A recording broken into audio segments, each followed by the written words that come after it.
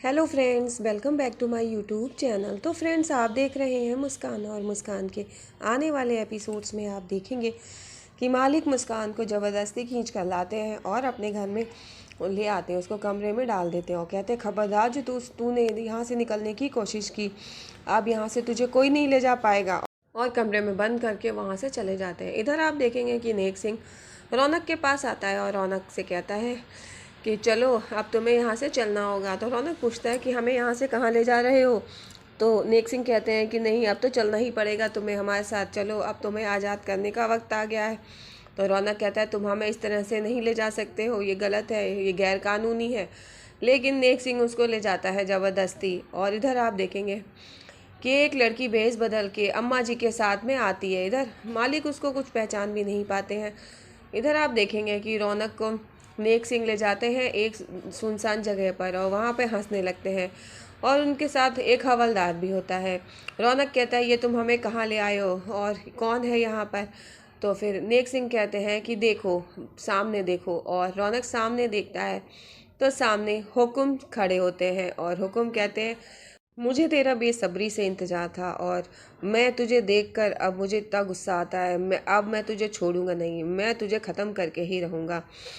और फिर हुकुम अपनी रिवॉल्वर निकाल लेते हैं और रिवॉल्वर निकाल कर रौनक से कहते हैं, अब तेरा किस्सा यहीं पर ख़त्म हो जाएगा, अब तू नहीं बचेगा। और वो रौनक के सामने रिवॉल्वर करते हैं और उस पर वो गोली चला देते हैं। इधर आप देखेंगे कि आप मालिक के घर पे कुछ गांव वाले आते हैं और वो जा रहे होते हैं। तो मालिक कहते हैं कि तुम लोग यहाँ कैसे। गांव वाले कहते हैं, हम अपने नए सरपंच के पास अपनी परेशानी लेकर के आए थे। तो मालिक कहते हैं, तो फिर जा क्यों रहे हो। तो वो कहते हैं कि हमारे नए सरपंच ने हमें कहा है कि वो पंडाल में हमसे बात करेंगे, यहाँ पर नहीं। तो फिर वो लोग चले जाते हैं। मालिक सोचते हैं कि अम्मा जी ने यहाँ के लिए क्यों मना कर दिया, आखिर क्या बात है। इधर मुस्कान अपने कमरे में बहुत परेशान होती है और उसे रौनक जी की फ़िक्र हो रही होती है। वो माता रानी से प्रार्थना करती है कि हे माता रानी, मेरे रौनक जी को ठीक रखिएगा और उन पर भी कोई परेशानी नहीं आनी चाहिए। और वो माता रानी से प्रे करती है।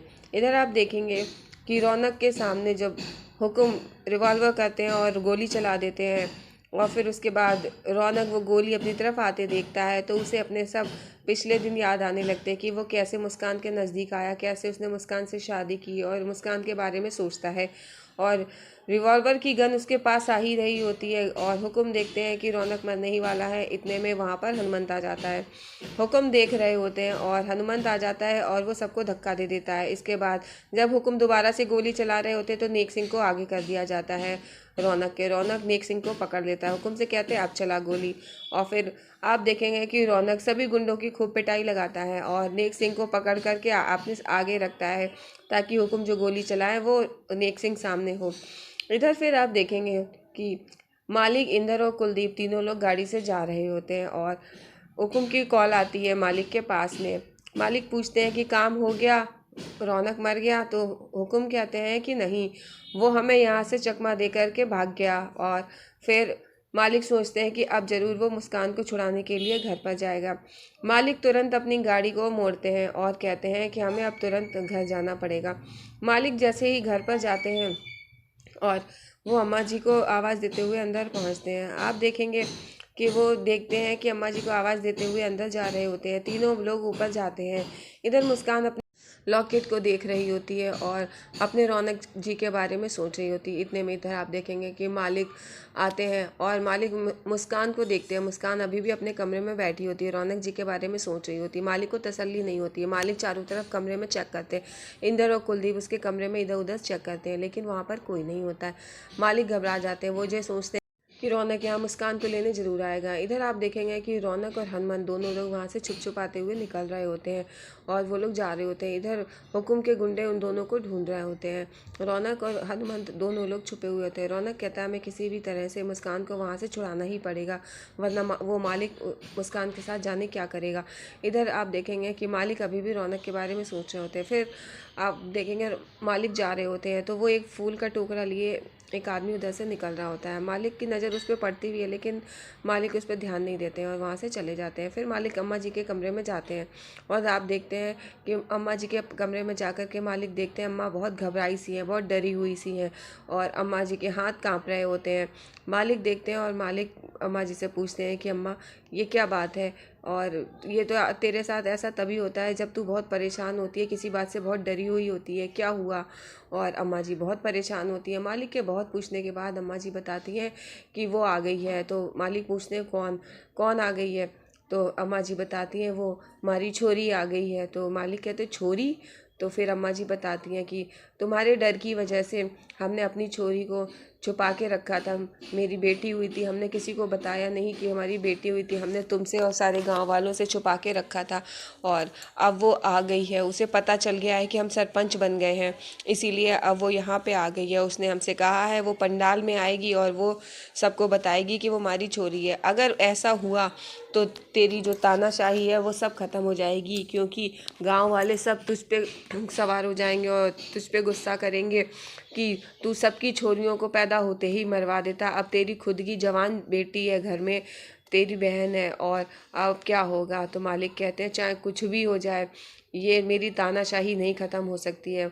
अम्मा जी कहती हैं कि अब तेरी तानाशाही नहीं चलने वाली है। अब जैसे ही गांव वालों को पता चलेगा कि हमारे घर में भी जवान छोरी है तो क्या होगा। अम्मा जी इस बात से डरी हुई होती हैं। तो मालिक कहते हैं अच्छा अम्मा, तभी तू साल में 2 बार करनाल जाती थी और मुझसे कहती थी कि तू अपने रिश्तेदारों के से मिलने जा रही है। अम्मा जी कहती हैं कि हाँ, वो हमारी छोरी दुर्गा आ गई है और अब वो आई थी। और अब मालिक उसको याद करके सोचते हैं कि अरे वो फूलों का टोकरा लेकर जो आदमी गया वो आदमी नहीं, वो छोरी थी। और मालिक के ध्यान आता है कि अम्मा जी के साथ एक आ तो रही थी। और फिर मालिक तुरंत अम्मा जी कमरे से निकलकर मुस्कान के कमरे की तरफ जाते हैं और जल्दी जल्दी में आप देखेंगे मालिक मुस्कान के कमरे में जाते हैं और वहाँ देखते हैं कि मुस्कान कमरे में नहीं है। वहाँ पर मुस्कान के कपड़े पड़े हुए हैं, मुस्कान भेस बदल कर भाग गई है। और मालिक देखते हैं और चारों तरफ इधर अम्मा जी भी देखती हैं। मालिक मुस्कान के चुनरी उठा करके मुस्कान का नाम लेकर खूब जोर से चीखते हैं कि मुस्कान। और आप देखेंगे कि मालिक को बहुत गुस्सा आता है, मालिक का दिमाग ख़राब हो गया है मुस्कान के घर से जाने की वजह से। और आप देखेंगे अब मालिक दुर्गा और मुस्कान दोनों को ढूंढ रहे हैं। मालिक उन दोनों को ढूंढने के लिए वहाँ से सभी लोग जाते हैं। इधर आप देखेंगे कि मालिक अम्मा जी से कहते हैं कि यहाँ से सब लोग चलो और हम लोग वहीं पर जा कर के देखेंगे। इधर आप देखेंगे कि दुर्गा और मुस्कान दोनों लोग मालिक के घर से निकल जाते हैं।